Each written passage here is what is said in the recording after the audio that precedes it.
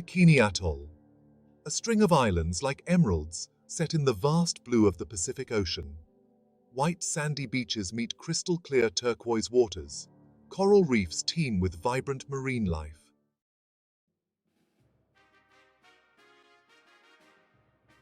Bikini Atoll is part of the Marshall Islands. This island nation lies in the heart of the Pacific Ocean. Known for their low-lying coral atolls, these islands are vulnerable to climate change. Yet they are incredibly resilient, having withstood centuries of storms and rising sea levels.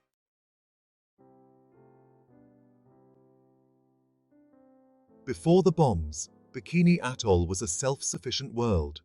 The Bikinians lived in harmony with nature, fishing and farming. Men navigated the seas, while women cultivated crops. Life was simple, rich in tradition and culture. Homes were made from natural materials, and the community was close-knit. Elders were honored, and children learned the ways of the sea and land. Little did they know, a different kind of storm was brewing on the horizon.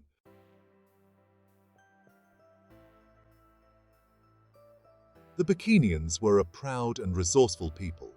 Their history was steeped in the lore of the sea and daring voyages. They had sustainable practices for fishing and farming. Their social structure emphasized community and cooperation. Customs and traditions highlighted sharing and respect for elders. Their vibrant culture was rich in music, dance, and storytelling.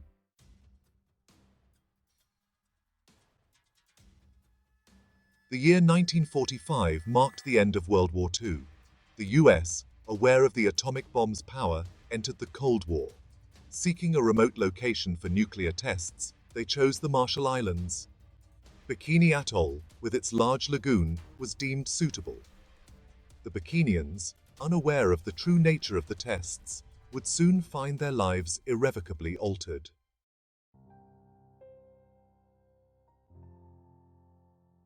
February 1946, a US Navy Commodore arrived on Bikini Atoll. He announced the island was chosen for atomic bomb tests. The Bikinians, deeply spiritual, were assured the relocation was temporary. Trusting the Americans, they agreed to leave. They packed their belongings and left their homes. On March 7, 1946, 167 residents boarded LST 1108. They were relocated to Rongerik Atoll, a less hospitable island. It was the beginning of a long and painful exile. The promise of a temporary relocation proved hollow. The Bikinians struggled to survive on Rongerik with limited resources. Subsequent relocations only compounded their woes.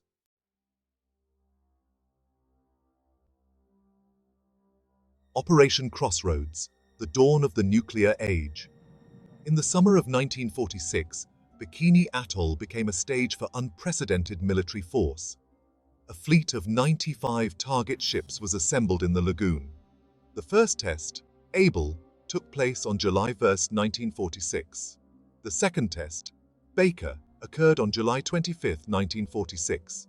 The shockwave from the blast sank several ships and contaminated a vast area of the ocean.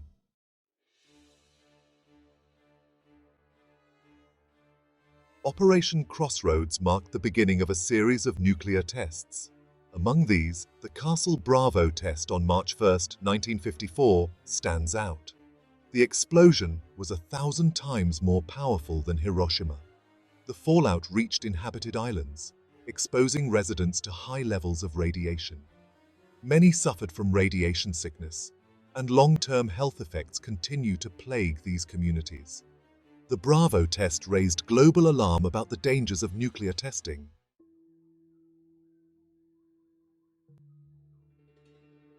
The nuclear tests at Bikini Atoll were a product of the Cold War. The US and Soviet Union engaged in a dangerous arms race. Nuclear testing became a key tool to demonstrate military might. Each test was a political statement, projecting power on the world stage. The Cold War created an atmosphere of fear and uncertainty. The tests were a reflection of the intense geopolitical rivalry of the time.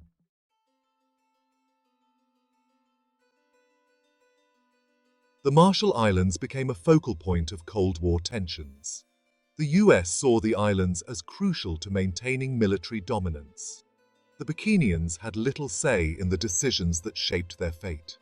Their island became a pawn in a global power struggle. The selection of Bikini Atoll reflected the disregard for indigenous rights.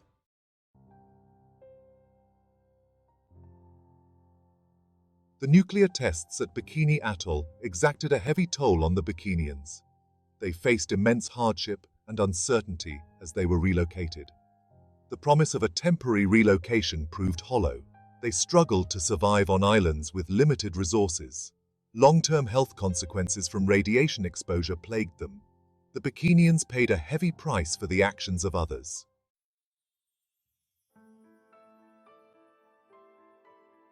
Bikini Atoll was transformed into a desolate landscape. The lush vegetation was replaced by a barren wasteland. The once pristine beaches were littered with remnants of war. The lagoon became a toxic soup of radioactive isotopes. The environmental impact extended far beyond Bikini Atoll. Radioactive fallout spread across the Pacific, contaminating islands and posing long-term risks to human health.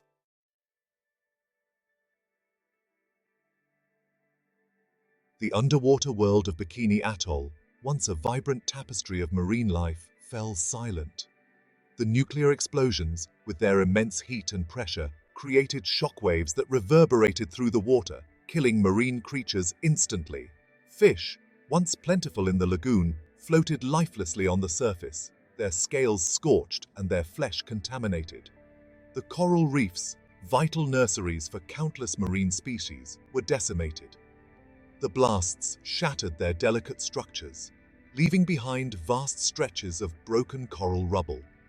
The intense heat bleached the remaining coral, draining them of their vibrant colors and leaving them vulnerable to disease. The radioactive fallout, invisible but deadly, poisoned the marine environment. Plankton, the tiny organisms that form the base of the food chain, absorbed radioactive isotopes, passing them on to larger predators.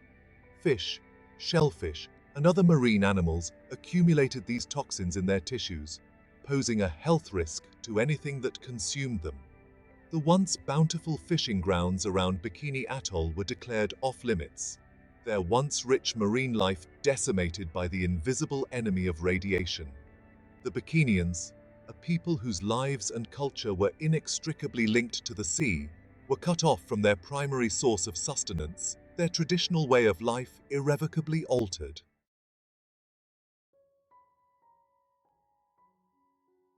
Section 3. A legacy of contamination. The unseen threat. The true legacy of Bikini Atoll lies not only in the visible scars on the landscape, but also in the unseen threat of radiation. The nuclear tests left behind a toxic inheritance, a cocktail of radioactive isotopes that continue to contaminate the environment, posing a long-term risk to human health and the ecosystem.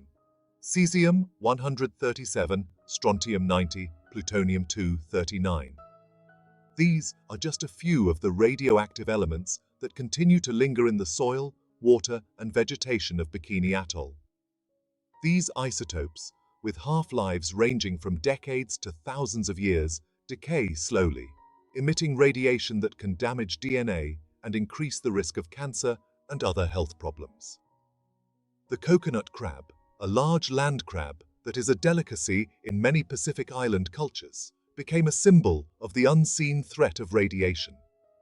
These crabs, which feed on fallen coconuts and other organic matter, accumulated high levels of radioactive cesium in their tissues, making them unsafe for human consumption. The contamination of the food chain, from soil to plants to animals to humans, is a stark reminder of the long-term consequences of nuclear testing. The invisible threat of radiation, passed down through generations, continues to cast a shadow over Bikini Atoll and the surrounding islands, a stark reminder of the devastating legacy of the atomic age.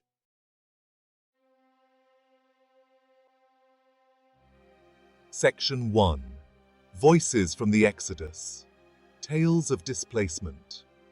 The story of Bikini Atoll is not just a tale of nuclear testing, It is a human tragedy. It is a story best told through the voices of the Bikinians themselves, those who experienced firsthand the trauma of displacement, the loss of their homeland, and the enduring legacy of radiation exposure. "I remember the day we left Bikini like it was yesterday," recalls Maria Rauer, a Bikini elder. "We were told it would be temporary, that we would return once the tests were over. We packed our belongings, said goodbye to our ancestors buried on the island, and boarded the ships. We never imagined that we would never be able to return." The Bikinians were scattered across different islands, their close-knit community torn apart. They faced numerous challenges in their new environments, from food shortages to cultural misunderstandings.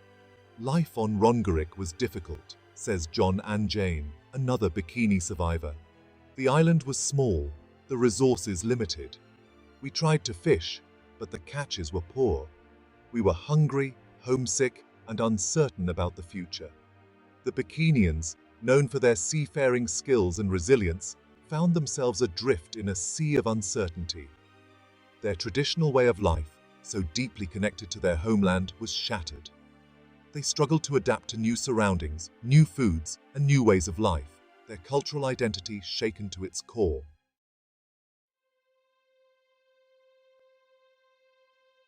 Section 2. The longing for home, a wound that never heals. Despite the passage of time, the longing for Bikini Atoll never faded. The island, with its white sandy beaches, turquoise lagoon, and lush vegetation, remained etched in their memories, a constant reminder of what they had lost. "We dream of Bikini," says Lani Kramer, a Bikini woman who was a child when her family was evacuated. "We dream of the sound of the waves crashing on the reef, the taste of fresh coconut water, the feeling of the sand between our toes. It is a pain that never goes away." For the Bikinians, the loss of their homeland was not just a physical displacement. It was a spiritual and emotional upheaval. Their ancestors were buried on Bikini, their history intertwined with the land and the sea. The island held a sacred place in their hearts, a connection that transcended physical boundaries. The Bikinians' displacement had a profound impact on their culture and identity. Their traditional knowledge, passed down through generations, was disrupted. Their songs, dances, and stories, once deeply rooted in the landscape of Bikini, now carried a bittersweet longing for a home they could not return to.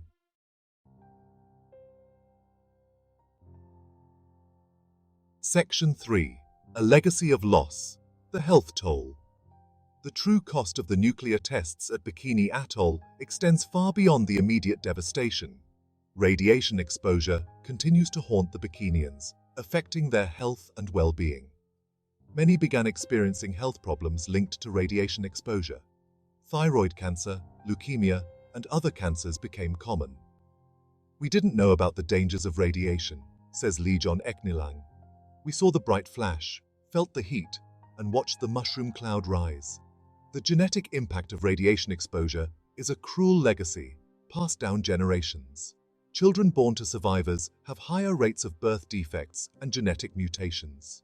The Bikinians' experience is a cautionary tale about the dangers of nuclear weapons. Bikini Atoll today. A legacy remembered. Today, Bikini Atoll remains an eerie ghost of its former self. The lush vegetation has returned, but the scars of the past run deep. Concrete structures stand as stark reminders of the forces that reshaped this paradise. The lagoon still bears the invisible wounds of radiation. Marine life has slowly returned, but the ecosystem remains fragile. Ghostly wrecks of ships lie scattered, silent monuments to a bygone era. Bikini Atoll stands as a stark reminder of the human cost of the atomic age.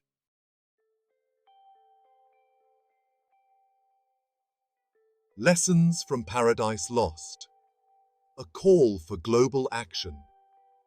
The story of Bikini Atoll is not just a tragedy of one island or one people.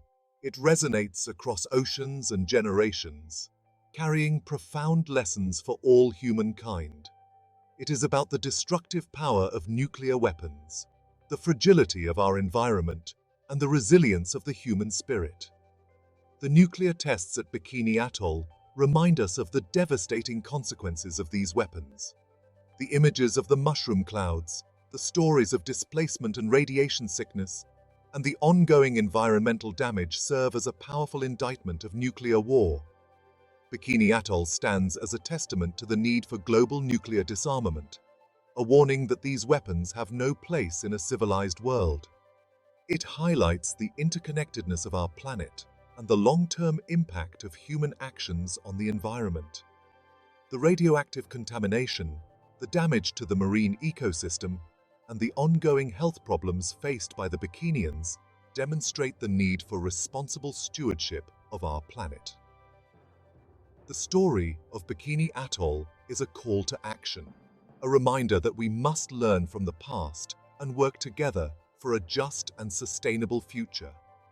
It is a call for global cooperation to address nuclear proliferation, climate change, and environmental degradation. It is a call to recognize the rights of indigenous peoples and ensure their voices are heard in decisions affecting their lives and lands. The legacy of Bikini Atoll is complex, filled with sorrow, resilience, and hope. It calls upon us to remember, to learn, and to act, so that the paradise lost at Bikini Atoll may serve as a beacon, guiding us towards a future where such tragedies are never repeated.